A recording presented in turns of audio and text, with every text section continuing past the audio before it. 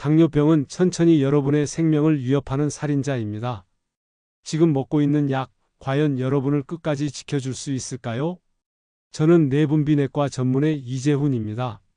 무려 35년 동안 수천 명의 당뇨 환자들을 진료하며 약만 믿다가 다리를 잃고 시력을 잃고 결국 생명을 잃은 환자들을 수도 없이 지켜봤습니다. 왜 약을 꾸준히 복용했는데도 이런 일이 생겼을까요? 분명한 것은 약만으로는 당뇨를 결코 이겨낼 수 없다는 것입니다. 당뇨를 다스리는 진짜 열쇠는 여러분의 생활 습관에 있습니다. 약을 먹고 있으니 괜찮겠지? 조금만 조심하면 큰 문제 없겠지.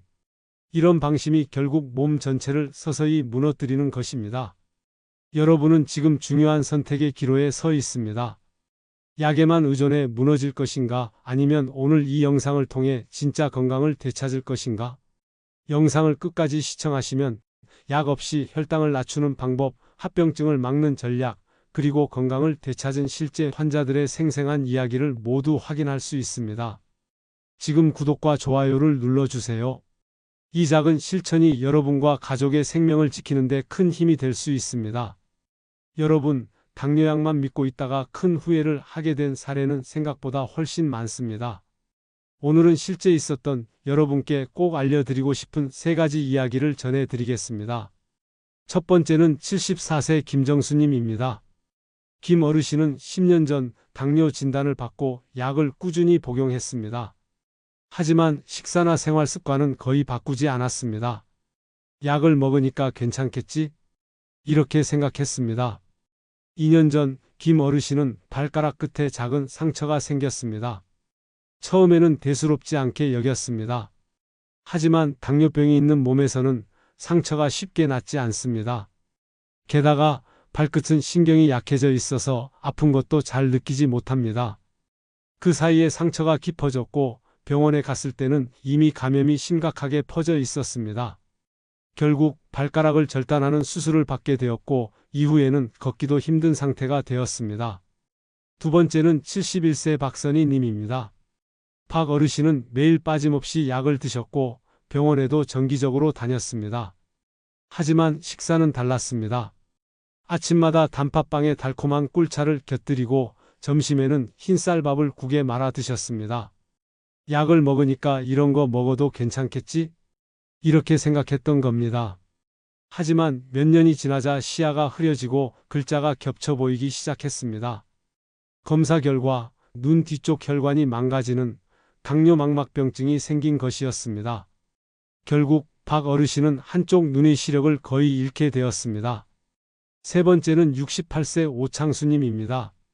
오 어르신은 운동은 힘들고 귀찮다며 약만 복용했습니다. 식사 후 가만히 앉아 TV를 보거나 소파에 누워 쉬는 생활을 반복했습니다. 처음에는 별 문제가 없는 것처럼 보였지만 몇 년 후 다리 통증이 심해지기 시작했습니다.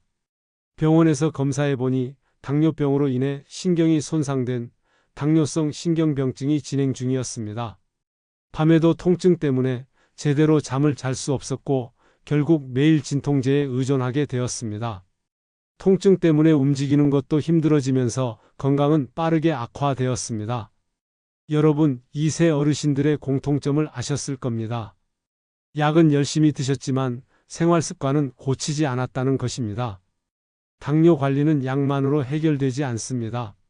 매일 무엇을 먹는지, 어떻게 움직이는지, 혈당을 어떻게 안정시키는지가 훨씬 더 중요합니다. 특히 60대 이상 어르신들은 작은 상처 하나도 매우 주의해야 합니다. 조금만 소홀하면 합병증이 빠르게 진행될 수 있습니다. 이제부터 생활 습관을 어떻게 바꿔야 안전하게 혈당을 관리할 수 있는지, 누구나 따라 할 수 있는 혈당을 안정시키는 핵심 전략 3가지를 알려드리겠습니다. 60대, 70대 어르신들도 무리 없이 실천할 수 있는 방법입니다. 첫 번째 전략은 식단 구성입니다. 흰쌀밥, 빵, 떡처럼 혈당을 빠르게 올리는 음식을 줄이고 대신 혈당을 천천히 올리는 음식을 선택해야 합니다. 흰쌀밥 대신 현미나 보리를 섞은 잡곡밥을 드세요. 현미밥이 거칠고 맛이 없게 느껴질 수 있지만 2주 정도 지나면 입맛이 자연스럽게 적응합니다. 국을 밥에 말아 먹는 식습관도 반드시 고쳐야 합니다. 밥과 국은 따로 먹는 것이 좋습니다. 두 번째 전략은 식사 순서를 바꾸는 것입니다. 식사할 때 채소를 먼저 드시고 그 다음에 단백질, 마지막으로 밥이나 빵을 드세요. 아침 식사를 예로 들면 나물 반찬부터 먼저 먹고 생선구이 한 점을 드신 다음 잡곡밥을 드시는 방식입니다. 이 순서를 지키면 같은 양을 먹더라도 혈당이 천천히 올라갑니다. 식후 혈당 급상승을 막아줄 수 있습니다. 세 번째 전략은 식후 걷기입니다. 식사 후에 가만히 앉아 있거나 누워 있으면 혈당이 빠르게 올라갑니다. 식사를 마친 후에는 10분에서 20분 정도 집 안이나 집 주변을 천천히 걸으세요. 빠르게 걸을 필요 없습니다. 숨이 차지 않을 정도로 편안하게 움직이면 충분합니다. 특히 저녁 식사 후 산책은 다음날 아침 혈당을 안정시키는 데 큰 도움이 됩니다. 이 세 가지 전략, 식단 구성, 식사 순서, 식후 걷기만 꾸준히 실천해도 당뇨 관리는 훨씬 쉬워집니다. 제 환자이셨던 70대 정경자님은 이 방법을 3개월 동안 실천했습니다.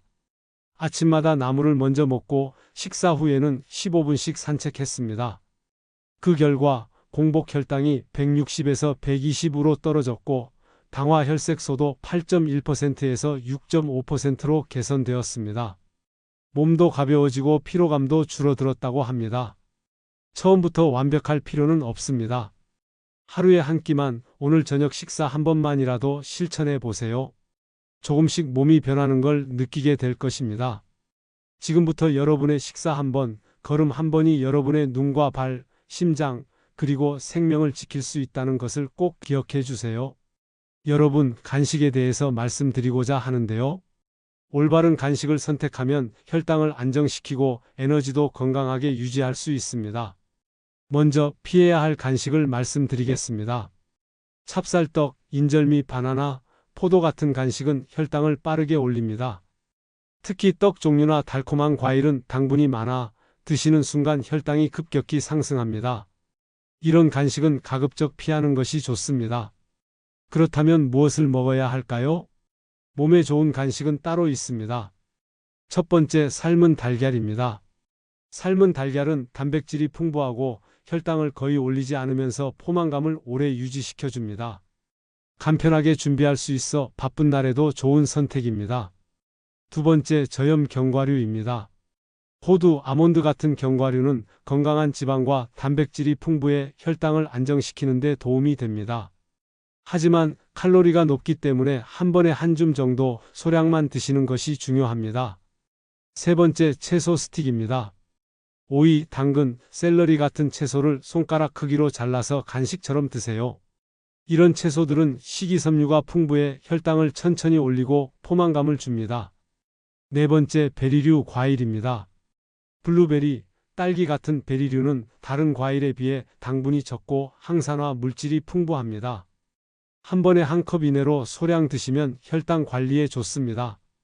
간식은 허기가 느껴질 때 무조건 참는 것보다 건강한 선택을 하는 것이 훨씬 중요합니다. 너무 배고프면 오히려 다음 식사 때 과식을 하게 되어 혈당이 급격히 올라갈 수 있기 때문입니다. 이런 간식들 말고도 음료 한 잔이 여러분의 혈당을 망가뜨릴 수 있다는 사실을 알고 계신가요? 특히 몸에 좋다고 믿었던 전통 음료들이 오히려 혈당을 급격히 올릴 수 있습니다. 가장 대표적인 것이 유자차입니다. 유자차 한 스푼에는 약 5g의 설탕이 들어 있습니다. 보통 유자차를 만들 때 두세 스푼은 기본으로 넣기 때문에 한 잔만 마셔도 하루 권장 당류 섭취량을 초과할 수 있습니다. 또한 식혜, 수정과 대추차, 꿀물 같은 전통 음료들도 문제입니다. 이 음료들은 당분 함량이 매우 높아 혈당을 급격히 올리는 숨겨진 당폭탄입니다.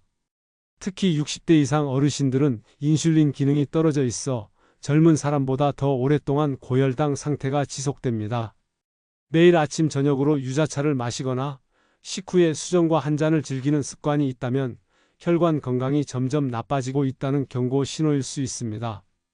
그렇다면 무조건 물만 마셔야 할까요? 다행히도 건강한 대안이 있습니다. 첫 번째, 무가당 허브차입니다. 생강차, 루이보스티, 보리차 같은 무가당 허브차는 혈당을 올리지 않으면서 몸을 따뜻하게 하고 갈증을 해소해 줍니다. 생강차를 만들 때는 생강을 얇게 썰어 끓인 물에 우려내면 됩니다. 필요하다면 꿀을 아주 소량, 티스푼 반 정도만 넣어도 괜찮습니다. 하지만 매일 꿀을 넣지 않는 것이 좋습니다. 두 번째, 옥수수 수염차나 보리차입니다. 이 차들은 당이 전혀 없고 몸속 노폐물을 배출하는 데도 도움을 줍니다. 마트에서 쉽게 구할 수 있어 간편하게 준비할 수 있습니다. 여러분, 음료를 바꾸는 것만으로도 혈당 관리에 큰 차이를 만들 수 있습니다. 좋다고 들은 것이 아니라 혈당에 진짜 좋은 것을 선택해야 합니다. 오늘부터 달콤한 음료 대신 무가당 차 한 잔으로 여러분의 몸을 보호해 주세요. 지금까지 말씀드린 것처럼 당뇨를 관리하는 가장 중요한 열쇠는 생활습관에 있습니다. 약에만 의존해서는 결코 건강을 지킬 수 없습니다. 오늘부터 식단을 바꾸고 식사 순서를 조정하고 식후에 가볍게 걷는 것부터 시작해 보세요. 간식 하나, 음료 한 잔의 선택도 여러분의 혈관과 장기를 지키는 강력한 무기가 될 수 있습니다. 처음부터 모든 걸 완벽하게 할 필요는 없습니다. 작은 변화라도 지금 시작하는 것이 중요합니다. 여러분이 오늘 내린 결정이 5년 후, 10년 후의 건강을 결정짓게 됩니다. 이 영상이 여러분과 가족의 건강을 지키는 데 도움이 되기를 바라며 지금 구독과 좋아요 버튼을 눌러주세요. 알림 설정까지 하신다면 더 빠르게 정보를 얻어가실 수 있습니다. 여러분의 한 번의 클릭이 더 많은 이들의 건강을 지키는 데 큰 힘이 될 수 있습니다. 여러분의 건강한 미래를 진심으로 응원합니다. 내분비내과 전문의 이재훈이었습니다. 감사합니다.